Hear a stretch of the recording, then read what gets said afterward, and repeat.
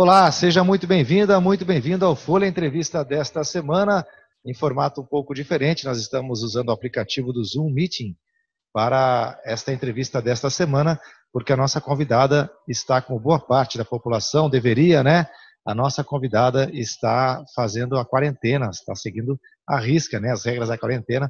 Nós vamos conversar com a professora doutora Maria Nilza da Silva, ela que é coordenadora do Núcleo de Estudos Afro-Brasileiros da UEL, a nossa Universidade Estadual de Londrina, a professora que também é docente do Departamento de Ciências Sociais. Nós vamos falar sobre o assunto em voga neste momento, né? Mais em voga ainda, que é a questão do racismo. Professora, muito obrigado pela sua participação aqui no Folha Entrevista. É um prazer, Diego. Eu gostaria de agradecer intensamente a Folha de Londrina por essa oportunidade. Tá certo. Bom, nós vamos conversar então com a professora que coordena esse núcleo de estudos afro-brasileiros da UEL, aproveitando esse gancho, né, das manifestações em todo o mundo, começando pelos Estados Unidos, por conta da morte de um negro, um cidadão negro, por um policial branco, o George Floyd, há 2 semanas, que morreu asfixiado, né, inclusive a frase dita por ele antes de morrer, eu não estou conseguindo respirar, virou até uma frase muito utilizada nas manifestações que se seguiram em todo o mundo. Aqui no Brasil, em Londrina, na última semana também tivemos manifestações antirracistas também. Professora, eu queria que a senhora falasse o que significa essa reação e falasse um pouquinho sobre se realmente ainda há, né, por que em pleno século XXI a gente ainda precisa discutir essa questão do racismo na nossa cultura. Então, Diego, na verdade, a gente precisa discutir porque o racismo ele está nas entranhas da sociedade, ou seja, existe um racismo estrutural, né? Então, esse racismo estrutural faz com que as pessoas e a sociedade, não só brasileira, mas praticamente no mundo inteiro, veja o cidadão negro e outras pessoas de outros grupos étnicos como inferiores, não é? Então, por questões históricas, por exemplo, no Brasil nós tivemos o período escravocrata, não é? As pessoas foram escravizadas, outros países, como Estados Unidos, enfim, mas mesmo os países que não tiveram escravidão, ainda assim discriminam a população negra, né? Discriminam também outros grupos populacionais, mas a gente está falando agora, nesse momento, sobre a população negra que é discriminada praticamente no mundo inteiro. E nós vimos, através das manifestações, não só na sociedade brasileira, mas em todo o mundo, que existe racismo de forma generalizada, não é? Então, realmente, nós precisamos combater esse racismo, e esse racismo muitas vezes as pessoas manifestam o racismo, mas às vezes até mesmo de forma inconsciente, às vezes é de forma consciente, mas às vezes de forma inconsciente, porque está entranhado na sociedade, não é? É um racismo estrutural, faz parte da estrutura. Agora, chamou a atenção o fato de esse episódio ter desencadeado essa reação toda, começando pelos Estados Unidos, professora? Diego, na verdade,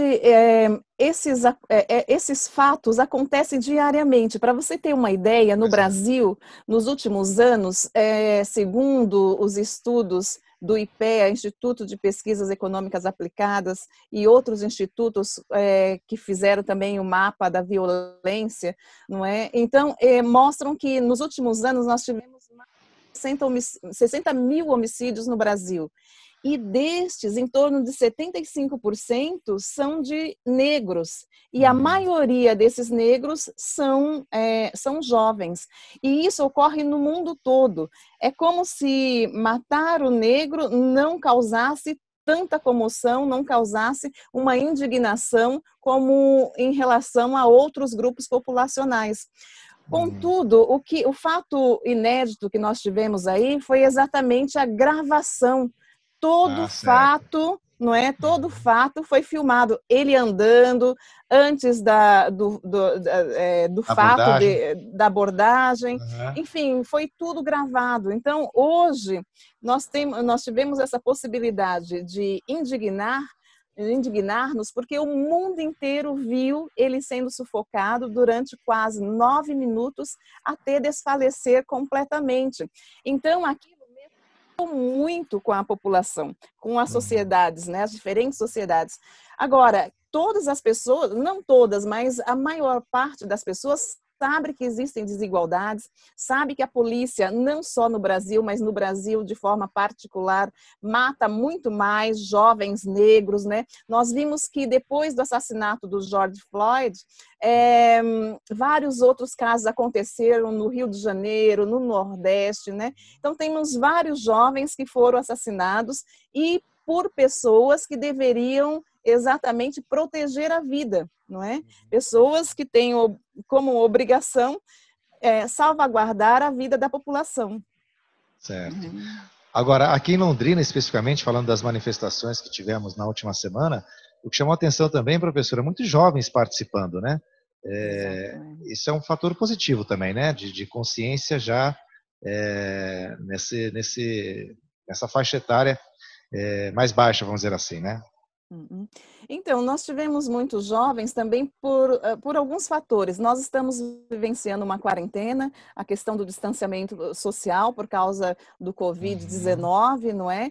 Então, muitas pessoas que até gostariam de estar presentes, por exemplo, eu gostaria de estar presente nas manifestações, mas não pude exatamente porque tenho familiares que são do grupo de risco, não é? Vários familiares que moram próximo à minha casa, que a gente tem contato todos os dias, e aqui também na minha casa. Então, eu não me expus, não é, indo às manifestações. Mas os jovens, eles têm uma característica de serem revolucionários, não é, também. Então, a gente percebe que tem muito mais força e também, provavelmente, teriam menos comorbidades para se manifestarem. Isso é uma questão muito positiva de ver a presença jovem se mobilizando, mas não somente o jovem negro. Nós vimos no mundo inteiro jovens de todos os grupos étnicos, não é, e raciais, não é, grupos étnicos, que se mobilizaram, porque aquilo foi de uma violência tamanha que constrangeu, mobilizou, que indignou a sociedade mundial. Porém, ontem eu já tive uma notícia que o assassino de George Floyd já foi libertado. Quer dizer, será que se fosse um negro que tivesse feito exatamente o contrário, essa pessoa teria sido libertada? Provavelmente não. Provavelmente não, não é? Mas um policial branco que mais de 3 milhões de dólares teve pago a sua fiança. Ninguém sabe se ele mesmo que pagou ou se foi outra pessoa. Mas, enfim, o que indigna muito é que nós todos somos cidadãos, temos os direitos humanos que está aí para tentar nos proteger, não é? Mas a vida da população negra, ela é menos valorizada. É como Elza Soares canta naquela música que a carne negra é a carne mais barata, não é, no mercado. Ou seja, então as pessoas não se indignam tanto. Certo. Professora, falando um pouquinho só, dando exemplo, o seu próprio exemplo, né, de tudo que a gente tem falado. A senhora é uma doutora, eu Sim. Não sei os números, se a senhora tem isso, mas eu imagino que na UEL esse universo seja pequeno, de professores doutores negros dentro da universidade. Eu queria que a senhora contasse um pouquinho da sua experiência de vida e do que a senhora passou, imagino que tenha passado, por conta da sua condição racial. Então, eu sou da periferia de Guarulhos, não é? Cresci na periferia de Guarulhos, né? Mas eu tive uma oportunidade de estudei até o ensino médio. Depois, isso na periferia, trabalhava e estudava como a maior parte dos jovens negros, como a maior parte dos jovens da sociedade brasileira. Trabalha e estuda à noite, não é? Então, eu desde o ensino fundamental trabalhava e estudava, e depois eu ingressei na universidade já bem madura, porque eu ingressei, como eu tinha que trabalhar para ajudar em casa, para me sustentar, ingressei na universidade com 26 anos de idade, não é? E era na PUC São Paulo, uma universidade privada. Particular. Eu tive a metade de bolsa, não é? Que eu paguei e a outra metade eu paguei depois que eu me formei. Não é? Uhum. Mas foi durante toda a minha trajetória acadêmica, eu era a única negra. Não é? Isso durante a graduação, depois no mestrado também, não é? Eu era a única negra na sala de aula, tinha alguns negros em alguns outros cursos, mas muito poucos, era possível contar, não é? Depois eu entrei aqui na UEL e depois eu fiz o doutorado, né? Também no doutorado, então a trajetória era muito, muito particular, porque era sempre a única negra, não é? E e muitas pessoas se surpreendiam com a minha trajetória, mas na verdade foi uma trajetória de esforço bastante grande pessoal, mas eu encontrei naquela época a Pontifícia Universidade Católica de São Paulo, que me concedeu a bolsa, não é? E que eu pude ingressar, estudar, fazer toda a minha trajetória lá. Então, fiz graduação, mestrado e doutorado, e depois tive uma bolsa também para fazer parte do doutorado na França. Então, fiquei um ano no ano de 2001 até 2002 em Paris, não é? E depois, já como professora, fiz um pós-doutoramento no ano de 2010, 2011, também em Paris, não é? Na Escola de Altos Estudos, sempre estudando a trajetória da população negra. Então, na graduação, no mestrado e no doutorado, eu trabalhei com a mulher negra que teve ascensão social através da educação formal na graduação e mestrado, e no doutorado eu trabalhei com a questão da segregação urbana e racial na cidade de São Paulo. Ou seja, embora as pessoas, encontrei algumas poucas pessoas que, apesar de ter uma ascensão social, elas tinham muitas dificuldades de morar em determinados bairros de classe média, por exemplo, Perdizes, Moema, enfim, classe média, média alta, exatamente porque elas eram extremamente discriminadas nos condomínios, dos prédios, não é? Então, me chamou muita atenção essa questão e eu fui, então, fazer pesquisa em relação a isso. Mas, diariamente, mesmo na universidade, e também a gente percebe que as pessoas nos olham nem sempre reconhece o nosso valor. Por exemplo, eu já cansei de entrar na sala no primeiro dia de aula e ir para frente, não é? Sentar na sala sentar à mesa do professor e às vezes os alunos me perguntarem: e o professor, será que não vem? Quer dizer, é quase inimaginável pensar que possa ter uma professora, doutora, pós-doutora negra, não é? E nesse momento eu sou professora titular também no Departamento de Ciências Sociais. Então nós temos pouquíssimos. Nós não chegamos a 50 negros na Universidade de Londrina, sendo que o contingente não tem o exato número, mas não chegamos a 50, sendo que o contingente é de em torno de 1.600. Há alguns anos atrás, 1.600 professores. Há uns 2 anos atrás, em torno de 1.600 professores, né? E o mesmo vale para um universo de alunos também muito, muito restrito de negros? A senhora percebe isso no campus, professora? Sim, no campus, hoje nós temos uma questão que é diferenciada da época que eu entrei na universidade, também mesmo quando eu entrei aqui na UEL como professora, porque nós temos as políticas de ações afirmativas, ou seja, a reserva de vagas, as cotas. Então, com as cotas, entraram mais jovens negros em todos os cursos, né? Inicialmente entravam mais nos cursos menos concorridos, porque tinha uma procura maior, não é, nesses cursos, então havia uma questão da proporcionalidade, o número de vaga dependeria do número de inscritos, e como os negros se inscreviam mais nos cursos menos concorridos, havia mais negros nesses cursos.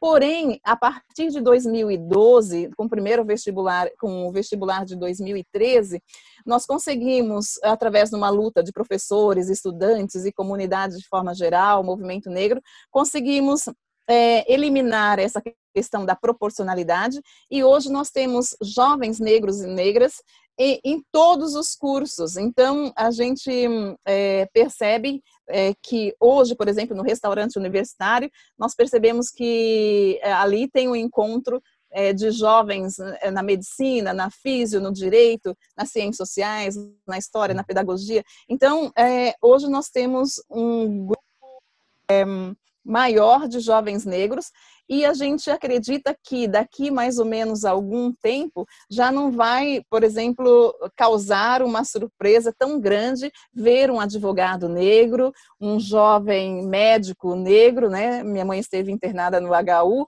então eu pude vivenciar isso porque ali vários jovens vieram atendê-la. Isso era impossível há alguns anos atrás, impossível, né? A gente percebe também que aqui no estado do Paraná estão adotando as ações afirmativas também para o serviço público. Então, há alguns dias atrás eu assisti uma live do Ministério Público, então com 4 jovens negros, não é? 4 jovens promotores negros. Então, isso era praticamente impossível há algum tempo atrás.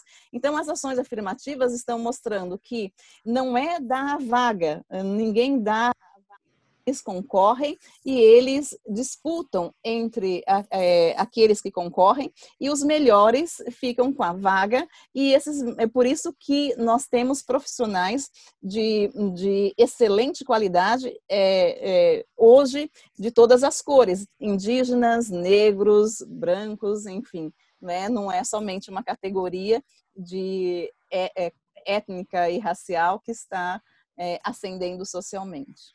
Tá certo. Professora, bom, para a gente encerrar, nesse dia 13 de junho, data em que o programa está sendo exibido, neste sábado, o Núcleo de Estudos Afro-Brasileiros completa 35 anos na UEL. Eu queria que a senhora falasse, se possível, resumidamente, assim, qual a importância desse núcleo? Olha, esse núcleo ele é muito importante porque ele foi fundado pelo professor Eduardo Judas Barros. Então, até mais ou menos o ano de 2005, mais ou menos 2004, quando implantou as afirmativas, ele esteve bastante voltado para os estudos afro-asiáticos, mais asiáticos, não é? E com a presença do professor Eduardo Judas Barros. Contudo, a partir de 2004, com a implantação do sistema de cotas e o primeiro vestibular em 2005, desde então nós temos desenvolvido pesquisas, também o ensino e a extensão com cursos, sobretudo para professores da rede básica de ensino, sobre a Lei 10.639. A Lei 10.639, ela prevê o ensino de História e Cultura Africana para todos os níveis educacionais. Contudo, os nossos professores, assim como eu, outros professores da rede básica, não tiveram a oportunidade de estudar História e Cultura Africana ao longo da sua trajetória, e isso dificultou, por exemplo, os professores tinham muitas dúvidas, e ainda hoje tem, mas nós começamos a fazer os cursos, então praticamente atingimos todas as escolas de Londrina durante vários anos, não é? Várias vezes ministrando cursos, e também desenvolvendo pesquisas. Por exemplo, eu já tenho ex-orientandos que já são professores de universidade, então é uma honra muito grande, e foram cotistas, né? Entraram pelo sistema de cotas e hoje já são professores doutores, e passaram pelo núcleo de estudos afro-brasileiros, não é? Coordenei nos primeiros 2 anos depois das cotas, 2005, 2006, e voltei ao núcleo de estudos em 2013 e estou até agora. Então, mesmo no período que eu não estava, as professoras que coordenaram também deram continuidade a essa luta de implementação desses conteúdos e, sobretudo, tudo de formar pesquisadores. Então, hoje eu tenho uma honra muito grande que a partir do Núcleo de Estudos Afro-Brasileiros, também eu coordeno um outro laboratório, que é Laboratório de Cultura e Estudos Afro-Brasileiros e Africanos, que é o LEAFRO. Nós já formamos várias pessoas, né? Não só dentro da UEL, mas também fora da UEL. Então, o núcleo tem um papel importantíssimo. Inclusive, nós temos casos de... várias pessoas vêm reportar para a gente, vêm compartilhar alguns casos de racismo, não é? Esse não é o papel do núcleo, porque o núcleo tem uma função de desenvolver estudos, não é? E também cursos, ministrar cursos, mas a gente, quando chega até nós um caso de racismo, pessoas que pedem apoio, nós encaminhamos para o Ministério Público, e o Ministério Público tem dado encaminhamento a todos os casos que a gente tem enviado. Então, a gente realmente conta com o apoio do Ministério Público. Tá certo. Professora Maria Nilza da Silva, professora doutora do Departamento de Ciências Sociais da UEL, coordenadora do Núcleo de Estudos Afro-Brasileiros da Universidade. Muito obrigado pela sua participação. Foi um prazer imenso. Eu agradeço intensamente essa oportunidade para a gente discutir essa questão. Muito obrigada a cada um de vocês. Um grande abraço. Eu aguardo você para o próximo programa. Até lá.